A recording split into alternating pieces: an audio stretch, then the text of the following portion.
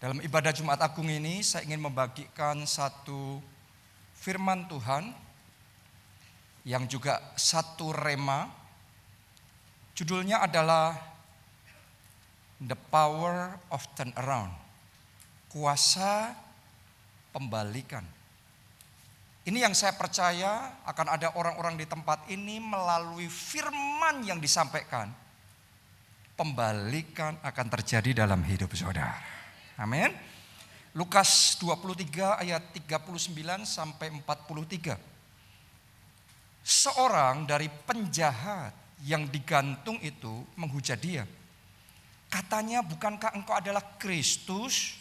Selamatkanlah dirimu dan kami. Tetapi yang seorang menegur dia katanya, tidakkah engkau takut juga tidak kepada Allah, sedangkan engkau menerima hukuman yang sama? Kita memang selayaknya dihukum, sebab kita menerima balasan yang setimpal dengan perbuatan kita. Tetapi orang ini tidak berbuat sesuatu yang salah.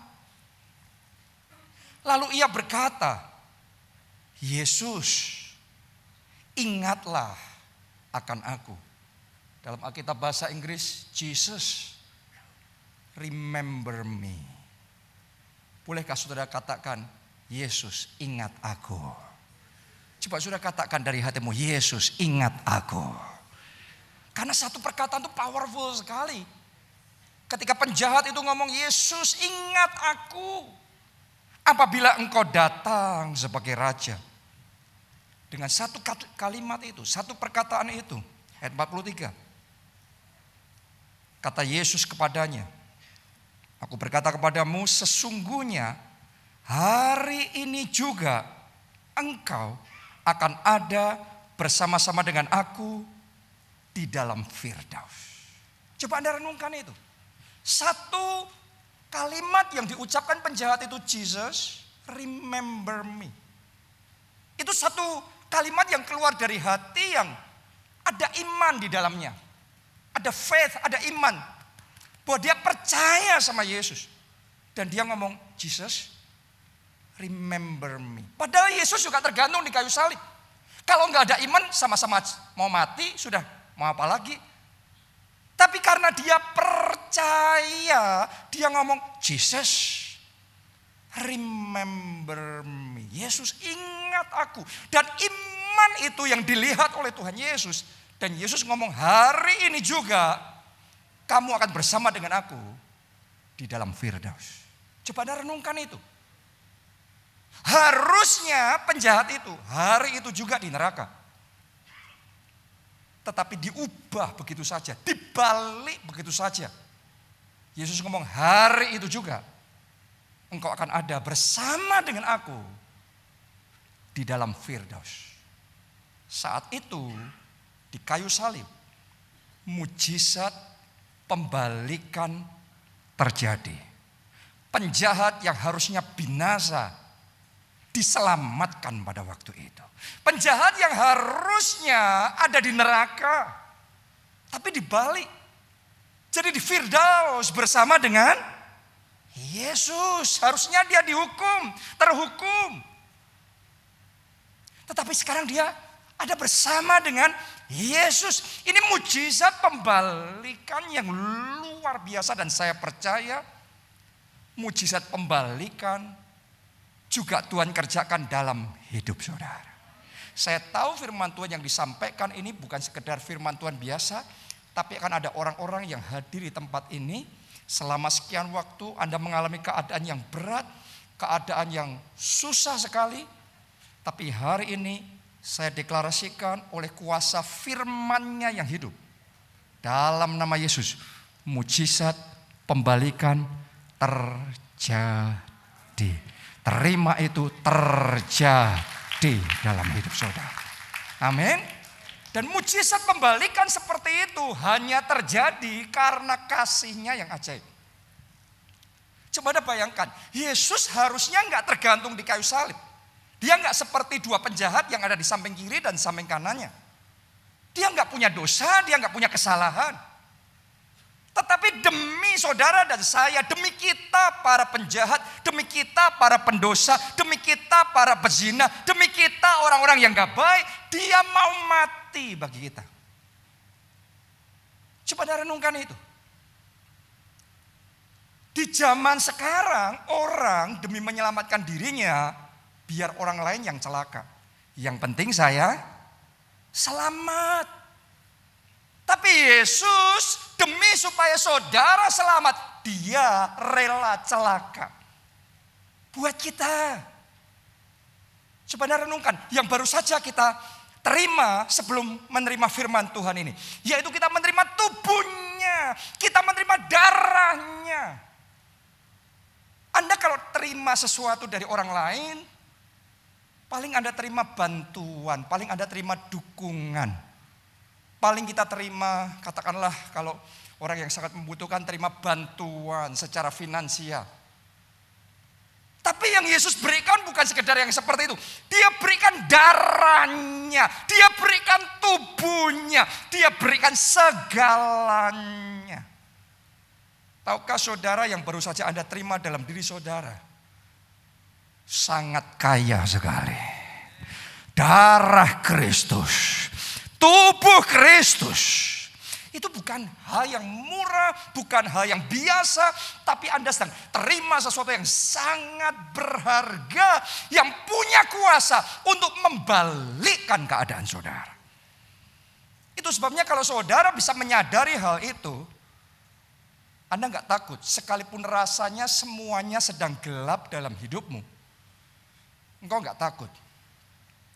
Karena ada kuasa tubuh dan darah Kristus yang siap membalikkan keadaan saudara. Anda yang sekarang gelap, tapi Tuhan bisa buat hidupmu jadi terang. Engkau yang sekarang sedang terikat di dalam dosa, Anda mencoba berulang kali gak bisa lepas dari dosa itu, tapi kuasa darah Kristus akan membawa kelepasan dalam hidup saudara. Amin. Saya percaya loh, sementara saya ngomong seperti ini, saya rasakan dalam hati saya, bahkan akan ada orang-orang di tempat ini, entah satu, entah dua orang, melalui kuasa darah Kristus, kecanduan saudara sama narkoba, kecanduan saudara sama alkohol, terlepas. Terlepas. Kecanduan dari hal-hal yang negatif, terlepas. Karena ada kuasa pembalikan melalui tubuh Kristus, melalui darah Kristus. Coba Anda renungkan, kalau saudara berhutang dan Anda gak mampu bayar, tapi ada konglomerat yang kasih saudara hartanya, tiba-tiba bisa lunas gak? Dari hutang yang sudah gak ada harapan, hopeless, tapi karena Anda terima transfer yang begitu besar, hutang itu bisa lunas, bahkan Anda berkelimpahan. Tepat seperti itu, bahkan lebih dari itu, ketika Anda terima transfer darah Kristus. Transfer tubuh Kristus, darahnya lebih berkuasa daripada uang. Tubuhnya lebih berkuasa daripada jabatan manusia manapun. Ketika engkau terima darah dan tubuh Kristus, siap-siap hari ini kuasa pembalikan terjadi dalam hidup saudara. Tepuk tangannya boleh yang paling meriah buat Allah kita yang luar biasa. Pembalikan yang pertama tentunya kita harusnya binasa, tidak binasa, tapi kita selamat. Itu yang pertama. Doa saya Anda semua hari ini terima keselamatan. Kalau Anda sudah terima Yesus dan Anda terima keselamatan, naikkan ucapan syukur. Tapi Anda yang belum, Anda buka hati hari ini, terima Yesus di dalam hidup saudara. Dan Anda akan terima pengampunan dosa dan terima keselamatan. Jaminan keselamatan di dalam kerajaan surga. Bukan hanya itu saja, bukan sekedar bicara tentang kehidupan di surga nanti setelah kita meninggalkan dunia.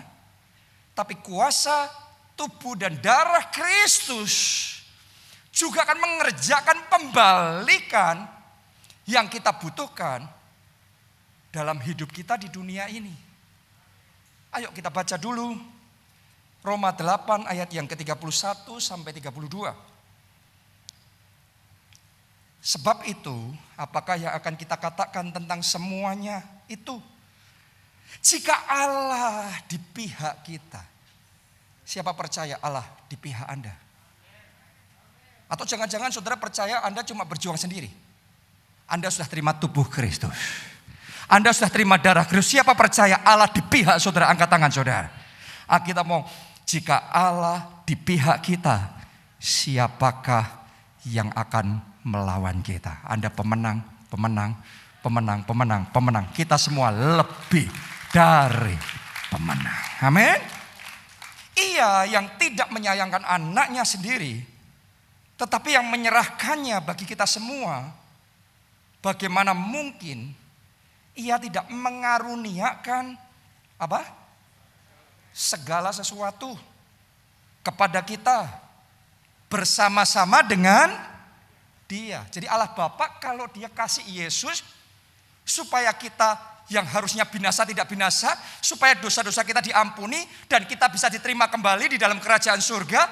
Kita mau bagaimana mungkin Dia nggak kasih semuanya, segala sesuatu bersama-sama dengan anaknya. Artinya kalau Anda punya Yesus, Anak tunggal Allah di dalam hati saudara, di dalam hidup saudara, siap-siap Anda juga bisa terima segala sesuatu dari Allah. Haleluya. Dunia sekarang penuh dengan stres, penuh dengan orang yang depresi, frustrasi. Itu sebabnya banyak orang yang harus ambil medication, obat tidur, ngatasi stres. Karena susah dan tidak bisa mengendalikan jiwanya, gejolak yang ada dalam hidup kita. Anda sudah periksa bolak-balik ke dokter, gak ada sakit penyakit di tubuh saudara. Tapi secara jiwa, secara emosional Anda tergoncang. Anda ketergantungan dengan obat. Saya mau ngomong sama saudara. Di dalam Yesus Anda bisa mengalami kelepasan yang sejati. Karena Ia yang sudah memberikan anaknya yang tunggal, Ia juga mengaruniakan segala sesuatu. Apa itu? Segala sesuatu. Ini siap-siap terima damai sejahtera, terima sukacita, dan anugerahnya berlimpah. Boleh katakan amin. Tepuk tangannya boleh yang paling meriah buat Tuhan kita.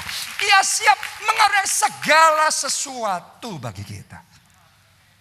Artinya Anda yang sekarang hidup banyak kosong, hampa dalam hati. Kalau Anda terima tubuh dan darah Kristus dengan iman, saudara ngomong seperti penjahat yang tergantung di samping Yesus. Jesus, remember me. Dia pandang Yesus. Dia nggak pandang salibnya, dia nggak pandang kesusahannya. Dia pandang Yesus dan dia katakan, Jesus, remember me. Itu iman. Imannya itu yang menarik kuasa Kristus bekerja sehingga dia diselamatkan. Kalau hari ini kau katakan, Jesus remember me. Yesus ingat aku. Yesus ingat aku. Hari ini damainya diberikan kepada saudara. Sukacitanya dikaruniakan kepada saudara. Ketenangannya diberikan kepada saudara. Mulai hari ini ada damai di hatimu. Mulai hari engkau bisa tidur nyenyak tanpa obat-obatan. Mulai hari kelepasan dari narkoba, kelepasan dari alkohol, kelepasan dari semua keterikatan terjadi. Tepuk tangannya boleh yang paling meriah buat Tuhan kita. Saya ngerasakan pas saya ngomong seperti itu, tiba-tiba Roh Kudus taruh di hati saya. Saat ini juga ada satu orang yang tadinya datang selama berapa waktu Anda mempertimbangkan bunuh diri, tapi hari ini terlepas, merdeka dan terima keselamatan dari Tuhan. Amin. Saya tahu Roh Kudus ada di tengah-tengah kita. Anda ngerasain gak? Tuhan ada di tengah-tengah kita. Yes, Yesus yang sama yang secara fisik hadir 2000 tahun lalu, sekarang ini secara roh dia bersama dengan kita. Amin. Haleluya. Dan saya tahu pikiran bunuh diri itu dilenyapkan sekarang dalam nama Yesus. Karena Tuhan memberikan purpose yang baru, tujuan hidup yang baru. Di dalam Yesus engkau punya tujuan hidup dari Tuhan. Di dalam Yesus ada rencana Allah yang besar di dalam hidup saudara. Amin. Mungkin sebagian dari kita saat ini sedang mengalami struggle karena Anda mencoba, Anda berjuang, Anda berusaha. Tapi jalan buntu terus. Gagal. Coba lagi gagal lagi dan Anda frustrasi. Anda nggak ngerti what to do, apa yang harus engkau lakukan. Tapi terima tubuh Kristus. Terimalah darah Kristus. Karena di dalamnya ada kuasa pembalikan terjadi. Kalau engkau terima tubuhnya, terima darahnya, dia pemenang. Dia sanggup mengubah kegagalanmu jadi keberhasilan. Kekalahanmu. Sudah lihat sekarang dalam nama Yesus. Semua kekalahan. Semua kegagalan. Sekarang oleh kuasa darah Kristus, mujizat pembalikan terjadi. Sekarang dengan iman lihat kemenangan, terobosan terjadi. Tepuk tangannya yang paling meriah buat Tuhan kita. Mujizat pembalikan terjadi. Haleluya. Saya percaya loh. Ini saya bukan khotbah teori-teori yang aneh-aneh. Tapi saya sedang mengimpartasikan kuasa dan saya tahu kuasa Tuhan sedang bekerja saat ini. Dan saya tahu ada orang-orang yang sedang terima mujizat sekarang juga. Bukan nanti setelah khotbah. Sekarang firman disampaikan, mujizat Anda terima. Firman disampaikan, mujizat pembalikan terjadi dalam hidup. Haleluya. Bahkan saya berdoa saat ini juga di dalam nama Yesus. Sakit penyakit yang ada dalam tubuh saudara. Sekarang angkat dua tangan saudara begini. Angkat dua tangan saudara seperti ini. Sakit penyakit yang ada dalam tubuh saudara saat ini juga dilenyapkan. Semuanya ikuti saya katakan oleh bilur-bilur Kristus. Dengan iman, dengan sepenuh hati, lebih keras katakan oleh bilur-bilur Kristus. Aku sembuh. Aku sembuh. Aku sembuh. Anda percaya? Anda sudah disembuhkan? Tepuk tangannya boleh yang paling meriah buat Yesus yang menyembuhkan kita. Ini kuasa pembalikan sedang terjadi. Dimulai dari tadi. Sebelum firman ini disampaikan, Anda sudah terima tubuh Kristus. Oleh iman kau terima darah Kristus. Dan saat ini kuasa tubuh dan darah Kristus mulai bekerja. Membalikkan semua yang negatif. Jadi positif. Dalam hidup saudara. Amin. Nah, secara spesifik ada dua mujizat pembalikan yang siap Tuhan kerjakan melalui Paskah ini. Yang pertama akan ada orang-orang di tempat ini sudah mengalami yang pertama ini. Tuhan akan balikkan yang di bawah jadi yang di atas. Anda gak akan terus di bawah. Dalam nama Yesus, engkau akan naik. Engkau akan dapat promosi. Engkau akan diangkat di atas. Boleh katakan amin. Tepuk tangannya pula yang paling meriah buat Tuhan. Engkau akan tetap naik dan tidak turun. Amin. Tangan Tuhan yang mengangkat saudara ke atas.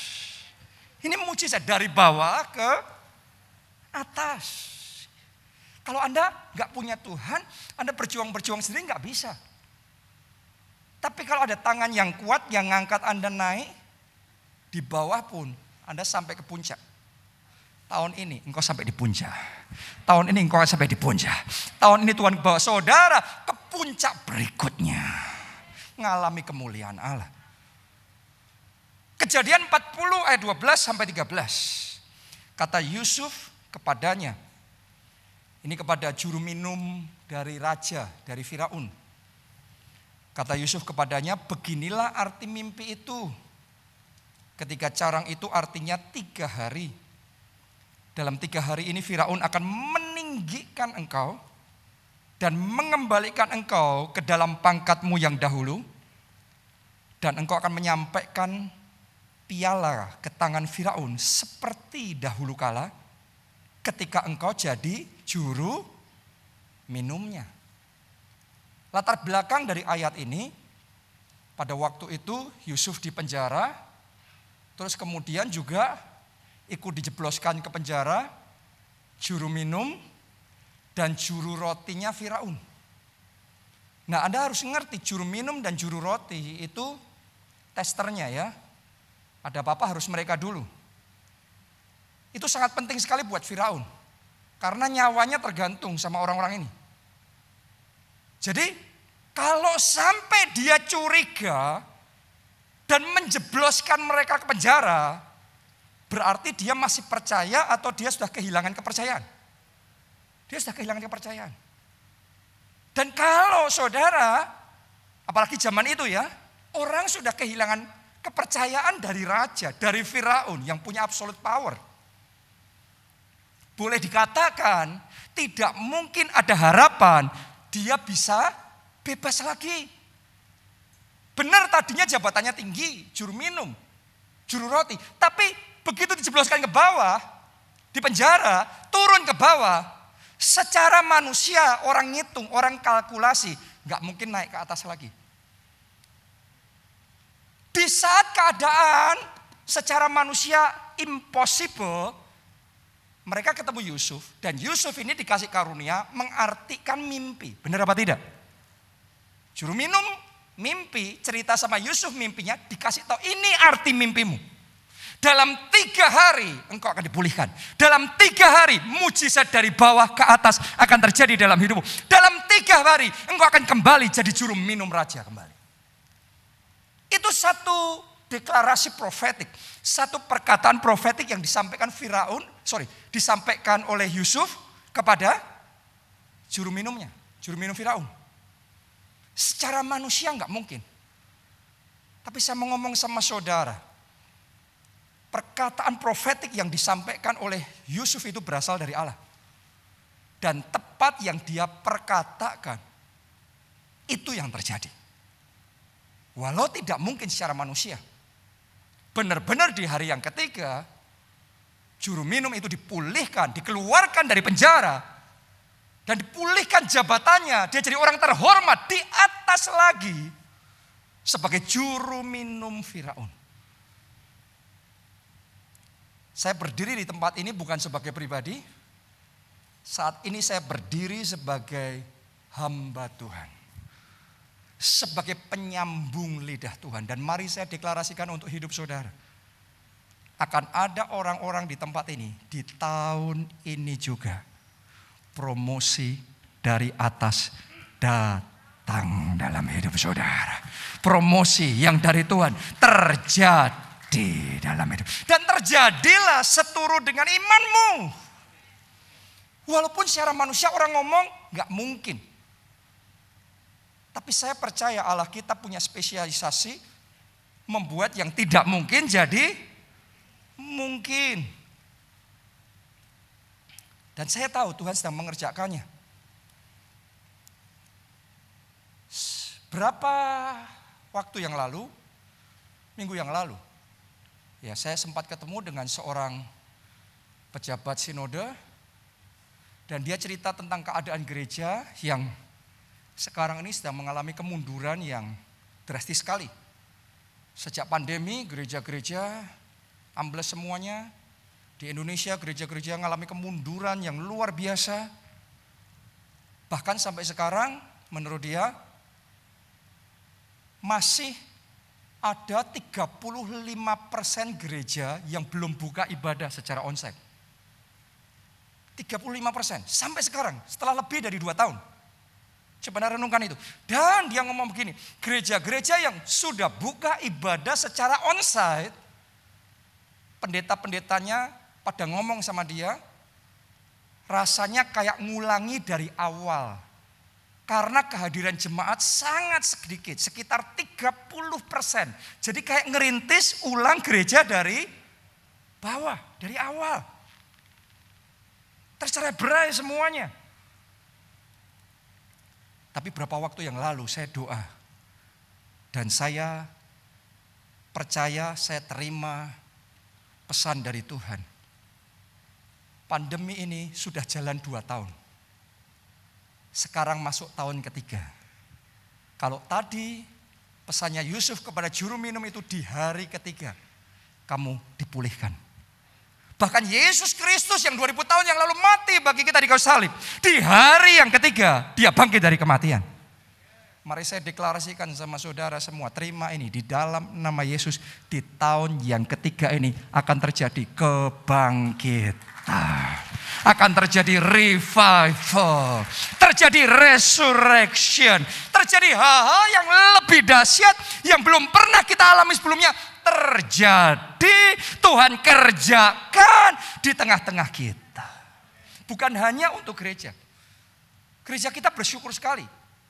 Waktu saya sharing sama dia, ya, dia cerita 30% gereja yang sudah onsite, jemaat yang hadir hanya 30%. Di gereja kita, saya tanya sama Punita, data kita ngomong sekitar 70% sudah. Jadi kayak terbalik gitu, 30% itu kita kayak kemurahan Tuhan sekali, 70%. Tapi yang saya lihat dalam roh, di tahun ketiga bukan hanya 70%. Di tahun ketiga ini bukan hanya 100%, pemulihannya berlipat kali ganda Tuhan kerjakan, terjadi. Dan Tuhan juga ngomong di dalam hati saya, itu bukan terjadi hanya skala untuk gereja, tapi untuk pribadi. Anda siap-siap di tahun yang ketiga, revival akan terjadi, pemulihan akan terjadi, kebangkitan terjadi, mujizat pembalikan terjadi. Katakan amin, amin. Tepuk tangannya pula yang paling meriah buat Tuhan. Haleluya. Anda percaya? Jadilah sesuai iman saudara. Karena ada kuasa pembalikan di dalam kayu salib Yesus Kristus. Di dalam tubuh dan darahnya. Kalau maut saja dia balikkan, terlebih lagi pandemi. Terlebih lagi hanya resesi, krisis. Kuasanya lebih besar. Kuasanya lebih besar. Kuasa Kristus terlebih besar. Akan ada orang-orang di tempat ini dari bawah, Tuhan angkat saudara naik ke atas kembali. Amin. Yang kedua yang Tuhan mau kerjakan, kuasa pembalikan yang kedua adalah Tuhan akan membalikkan masalah jadi mahkota. Anda yang sekarang sedang mengalami masalah yang rumit sekali, masalah itu akan dibalik Tuhan jadi mahkota. Anda akan punya kesaksian yang luar biasa. Kita baca dulu Ester 9 ayat yang pertama. Dalam bulan yang ke-12, yakni bulan Adar, pada hari yang ke-13 ketika titah serta undang-undang raja akan dilaksanakan, pada hari musuh-musuh orang Yahudi berharap mengalahkan orang Yahudi. Perhatikan ini, pada hari musuh-musuh mereka berharap mengalahkan mereka. Apa kalimat berikutnya? Ayo semuanya katakan dengan keras. Terjadilah yang sebaliknya. Ayo dengan iman, dengan hati saudara yang mantap, katakan dengan iman. Terjadilah yang sebaliknya. Amin. Apa itu yang terjadi? Orang Yahudi mengalahkan pembenci mereka. Jadi pada zaman itu ada orang yang benci banget sama orang Yahudi, ada orang yang benci banget sama umat Tuhan pada waktu itu. Namanya Haman, dan dia merencanakan membuat siasat sehingga raja tanpa sadar karena akalnya Haman ini terus mengeluarkan satu perintah pembasmian massal, pembasmian etnis. Dibunuh semuanya. Pada hari itu ditetapkan, pada hari itu orang Yahudi harus dibunuh semuanya. Tapi tadi kita baca, pada hari itu, ketika sudah ditetapkan oleh keputusan raja, mereka akan dibasmi habis. Tahu nggak saudara, menjelang datangnya hari itu, Ester dan bangsa Israel mereka berdoa berseru-seru sama Tuhan. Mereka doa puasa karena mereka percaya di atas raja ada raja lebih besar. Makanya Tuhan kita disebut raja di atas segala raja. Oke? Jadi saat keputusan raja yang paling tinggi sudah sentence-nya sudah death, kematian, maut. Yang bisa menganulir hanya raja. Di atas segala raja. Jadi karena iman seperti itu, mereka berseru, "Oh Lord, remember us." Tuhan, ingat kami, ingat umatmu. Itu iman, percaya. Kalau saudara sudah terdesak dan gak ada jalan yang lain, hari ini sekali lagi sudah ngomong, "Lord, remember me." Tuhan, ingat kami, ingat aku ya Tuhan. Dan mereka puasa, mereka doa. Dan yang luar biasa, kuasa pembalikan itu Tuhan kerjakan pada hari itu, di mana seharusnya mereka dikalahkan. Dicatat dalam Alkitab, terjadilah yang sebaliknya. Harusnya Anda gagal, tapi terjadilah yang sebaliknya. Harusnya gara-gara masalah itu Anda runtuh, tapi saya deklarasikan terjadilah yang sebaliknya. Harusnya pernikahanmu kandas, tapi di dalam nama Yesus terjadilah yang sebaliknya. Harusnya gak ada harapan lagi, gak ada solusi, gak ada jalan keluar, semua pintu tertutup. Tapi di dalam nama Yesus terjadilah yang sebaliknya. Saya deklarasikan saat ini juga terjadilah yang sebaliknya. Pintu-pintu terbuka, solusi terjadi, kemenangan terjadi, terobosan terjadi. Haleluya. Masalah berubah jadi mahkota. Tentang masalah yang sedang kau alami dalam hidupmu ini, tahun ini engkau akan saksikan itu bukan sebagai masalah. Engkau akan ceritakan itu sebagai mahkota yang engkau bisa ceritakan lagi dan melalui kesaksianmu nama Yesus dipermuliakan. Boleh katakan amin. Tepuk tangannya boleh yang paling meriah buat Tuhan kita. Amin. Haleluya. Bukan hanya masalah mereka jadi mahkota, harusnya selamat, harusnya binasa, tapi mereka jadi selamat. Tapi mereka juga mengalami tadi, mujizat dari bawah naik ke atas. Kita baca ya, Ester 9 ayat 3-4. Dan semua pembesar daerah dan wakil pemerintahan dan bupati serta pejabat kerajaan, apa tulisnya? Menyokong orang Yahudi. Ini orang-orang yang seharusnya dibasmi, tapi malah mereka menyokong. Coba renungkan. Karena ketakutan kepada Mordekai. Mordekai ini pamannya Ester. Telah menimpa mereka. Sebab Mordekai yang harusnya mati ini, terjadi apa? Mordekai besar kekuasaannya di dalam istana raja. Dan tersiarlah berita tentang dia ke segenap daerah. Karena Mordekai itu bertambah besar kekuasaannya. Coba Anda perhitungkan, Anda renungkan. Harusnya celaka, tapi sekarang ditambahin bertambah besar kekuasaannya. Terjadilah dalam hidup saudara. Bertambah besar influence yang Tuhan berikan dalam hidupmu. Bertambah besar wilayah saudara. Bertambah besar keberhasilan saudara. Amin. Nggak peduli apapun masalah yang sedang kau hadapi saat ini. Tapi mujizat pembalikan sedang tersedia. Tuhan mau kerjakan dalam hidup saudara. Coba Anda renungkan. Satu lagi ayat terakhir. Masih dua lagi ya. Ester 10 ayat ketiga. Ester 10 ayat 3. Karena Mordekai orang Yahudi itu menjadi orang keberapa? Orang kedua. Di bawah Raja Ahasiweros, dan ia dihormati oleh orang Yahudi serta disukai oleh banyak sanak saudaranya, sebab ia mengikhtiarkan yang baik bagi bangsanya dan berbicara untuk keselamatan bagi semua orang sebangsanya. Coba Anda renungkan ini. Harusnya habis, binasa, tapi selamat. Bukan cuma selamat, terhindar masalah terus sudah. Tapi Tuhan kerjakan mujizat lebih lanjut. Tuhan angkat dia.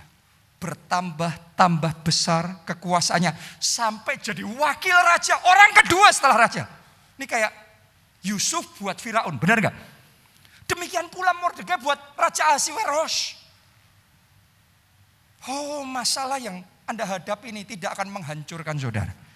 tidak akan mengubur saudara, tidak akan menghabisi saudara. Sekarang juga saya nubuatkan masalah ini akan diberkati Tuhan, diurapi Tuhan, dipakai Tuhan untuk menjadi batu lompatan dalam hidupmu. Sehingga melalui masalah ini engkau mengalami lompatan dan terobosan yang besar. Sehingga bertambah-tambah besar kemenanganmu, bertambah-tambah besar berkat Tuhan dalam hidupmu.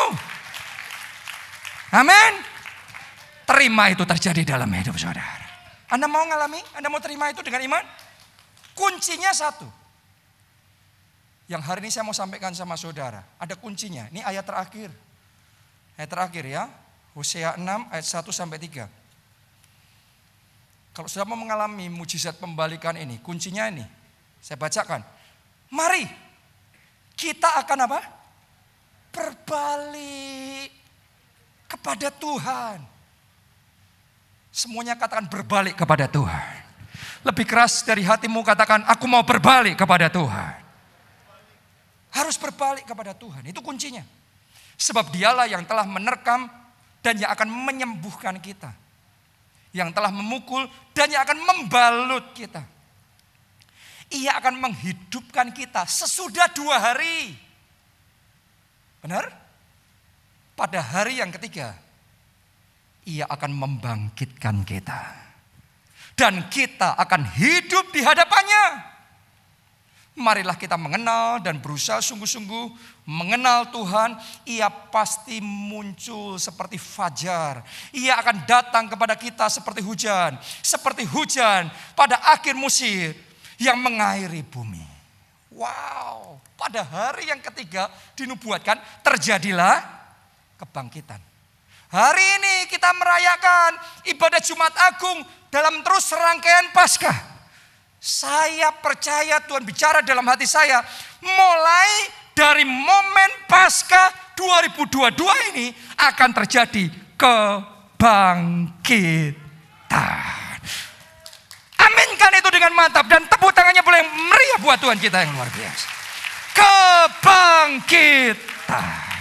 Saya nggak tahu dengan saudara menerima khotbah ini hanya sekedar sebagai khotbah yang baik atau sebagai deklarasi pesan yang dari Tuhan. Karena saya tahu apa yang saya sampaikan. Ini pesan yang dari atas dan saya yakin saudara yang punya iman untuk percaya terjadi. Kebangkitan terjadi. Revival terjadi.